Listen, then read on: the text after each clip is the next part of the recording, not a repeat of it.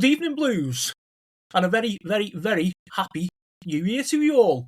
This is the Forest podcast, a couple of days late due to all the festivities and stuff. My apologies. So, with me tonight is my friend, my pal, big Forest fan, YouTuber, Mr. Jimmy Barnes. How are you, Jim? I'm pretty good, thanks, Nick. Just want to wish you and, of course, everyone who listens to and is associated with the Mersey Blue podcast a very happy New Year, and to congratulate you on the win. A begrudging congratulations, admittedly, but happy New Year, everybody, and onwards to the end of the season and beyond. Yeah, thank you for that, Jim, and a very, very happy New Year to you as well, pal. So, due to technical difficulties, we don't have Marco with us this evening, and I'd given Carl the night off. So, such as fun and games with live podcasts. Before we start, I'm just going to give a quick shout out to our friend in the blue corner, Chris Darracott. Pop by his channel in the blue corner on YouTube. Give him a sub and tell him that the boys at MVP sent you. Okay, so let's get on with it then. So it was 4-2, 3-1. Jordan Pickford in goal. Patterson made a start at right back. Tarkowski and O'Brien in the middle, with Mikolenko out on the left. In front of them, Timmy Inabunam and Jimmy Garner. Tyler Dibbling and Dwight McNeil were flanking Merlin Roll, who was playing in the middle. All behind the very impressive Thierry Barry. Okay, so the first half, there was a good start, early chances for both sides. So Everton's first chance comes after 7 minutes. Tarkowski gets an early header that was well saved after a nice little cross in from Jimmy Garner. And then 19 minutes in, and we open the scoring. Dwight McNeil plays a defence-splitting pass into the area. Jimmy Garner just runs onto it, he hits it, and it's in the bottom corner, 1-0 the Toffees. On the half-hour mark, Forest had a chance to equalise through Callum Hudson-Odoi.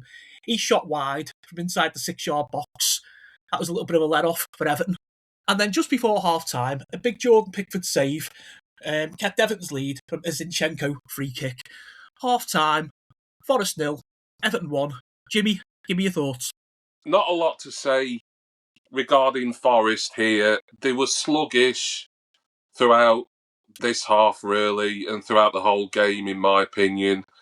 The crosses, there were some good crosses. Nico Williams put in a good shift, as he always does, but they weren't meeting any real chances, apart from, there was Hudson-Odoi scuff. I can't remember if that was the one in the first half or whether that was in the second half, but I'll give James Garner some credit, and I've got a lot of time for Garner because he was a Forest player, albeit a loanee, during our playoff victory season. So while I wish he was still one of ours, then if anyone had to score for Everton, then I suppose James Garner would be my pick. But disappointing, very disappointing for me, really, especially after the Man City game, which, yes, was a defeat, but I watched all that match and thought we played excellently, and I really thought that we would get something here, but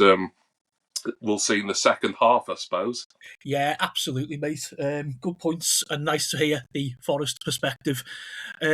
Also, I thought it was nice that Jimmy Garner actually didn't celebrate yesterday. Yeah, I mean, that's pretty classy. That always reminds me, the obvious non-celebration story to me is always the one where I'm going back so many years now, you might just be able to remember it, but the old Dennis Law back heel for Manchester City that sent United down. I mean, I know two clubs that we're not talking about, but that one is, even though it's one I've watched, kind of as archive footage, it always sticks in my head. But perhaps Garner's still got some fondness for his time at the City ground, and like you say, class act, really. And Everton are very lucky to have him, really. Great player. Yeah, he's had a good season, to be honest, Jim. He's played a couple of positions, most notably right back. Good to have him there, back in the midfield where he belongs. And word around the campfire is that Everton are talking to him about a new contract, so hopefully he signs that.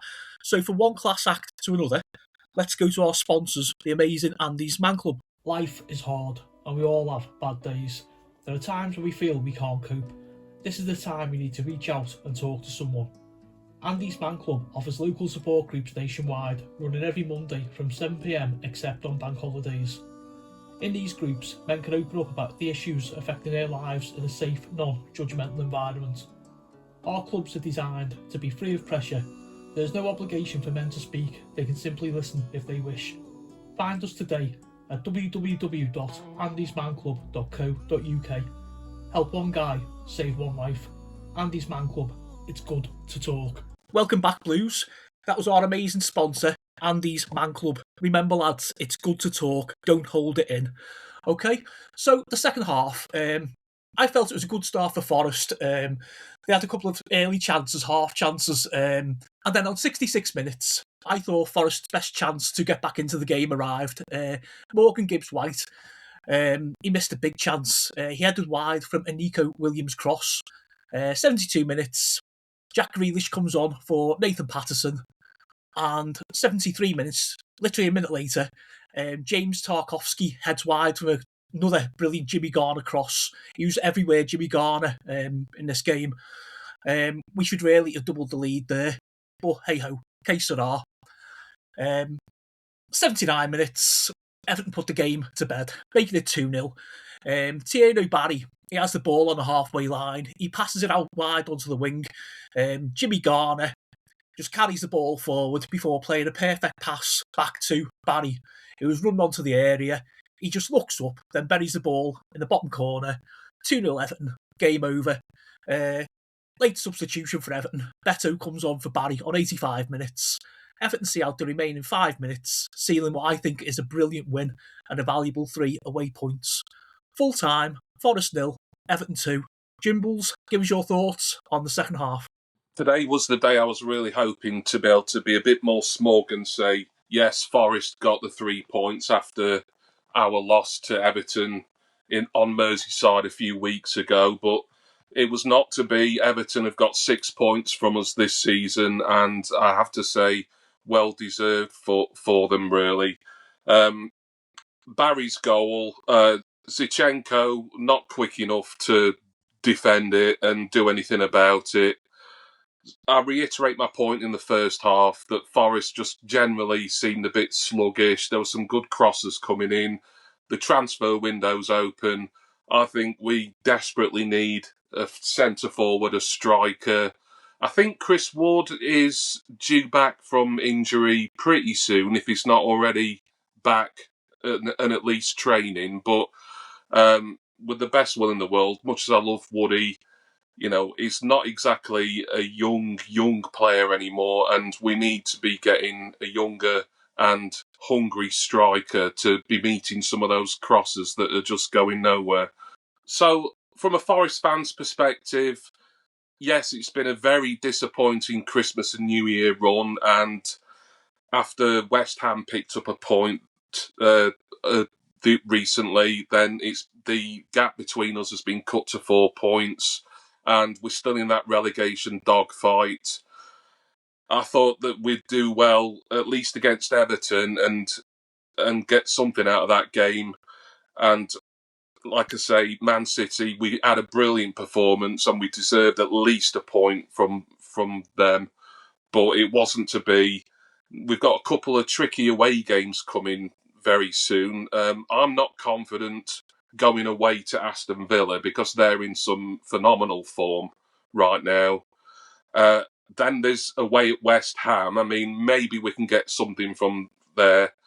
I always think Forest are far stronger home than away, but maybe this is kind of a sign that we're going to start doing better on the road, really. So while the pessimist in me thinks nothing from Villa, I think that maybe we can get something away at the Olympic Stadium. And also, because I'm a big FA Cup guy, I think it's the greatest and most prestigious tournament in club football.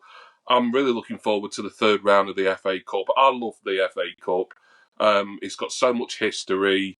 and I think it needs to be as big and as prestigious as it used to be. And we've got Wrexham away. I know, Nick, that you've had a bit of an affinity with Wrexham of late, and I just love the FA Cup. I want us to obviously do well. I think we really should have got to the final last season, but bring on Wrexham, and of course bring on Villa and West Ham, and hopefully we can get something out of one of those three games, if not more. But congratulations to Everton. Congratulations to James Garner and Thierry Barry. I think Thierry Barry probably loves Nottingham Forest because he's able to score against them every time he plays. And congratulations to all the Everton fans on what's been probably a really good Christmas and New Year for you. Yeah, thanks for that, mate. I'll accept that on behalf of Blue Nation. Yeah, so I think we're going to wrap it up there then, Jim. So, quick final thoughts for me. A massive 3 points. That's now 4 points from the last two away games. I'd said to Jim off air, I'd have had like a point of Forest gladly and a point at Burnley. So to, get like a draw and a win, really, really good. Great to see Jimmy Garner score. He also grabbed an assist. So he had a really busy day. He was everywhere. Man of the match for me. Brilliant goal for Thierry Barry. That's going to do him the world of good. His confidence and stuff. We should stick with this kid. I really like him, Also, and I'm sorry, Jim, and indeed to any Forest fans listening, but it was nice to do the double over the Ginger Whinger. He'd have been unbearable in a press conference after with it being Everton. You know how much we all love him here on the MVP. So we move on now to 3 home games at Dixie, beginning Sunday against Brentford. I think we've got Wolves, and then like Jim had touched on before, the FA Cup, we've got Sunderland, which will not be an easy game. It really won't. My loyalties are split there, Jim, between Wrexham and Forest for that tie. I wish you both the best of luck and may the best team win. So all that's left to be said is thank you, Jim. Thanks for jumping on, mate. Been a pleasure to have you back on the MVP again. Thank you so much for inviting me back, Nick. And I suppose the disappointing thing is that like these two Premier League fixtures between Nottingham Forest and Everton have been so close together. So my appearances throughout the season have been kind of bunched up here in December/early January. But I still believe that Forest are gonna survive and they're gonna still be in the Premier League next season. Of course, Everton, I can see a top half finish at the very least for them at the end of this season. So, with that being said, I'm determined somehow, as a Forest fan, or just because I begged Nick to let me on, even though we're down in the Championship, but hopefully I will be back here for the MVP in the next season as well. But thank you, Nick, for letting me on today and a few weeks ago as well. And once again, Happy New Year, everyone. Yeah, you are more than welcome, Jim. Anything that we do together, mate, is always a pleasure. Okay, so Everton currently sit 8th in the Premier League. At time of recording, it's now 8:30 on New Year's Day in the evening. There's 2 matches going on now, so results, depending on how they go, we're not going to be like any lower than 10th. I'd have took your arm off for that at the beginning of the season if you told me New Year's Day we're between 8, 9 or 10. All right, Blues, we'll see you after the Brentford game at the weekend. Up the fucking Toffees.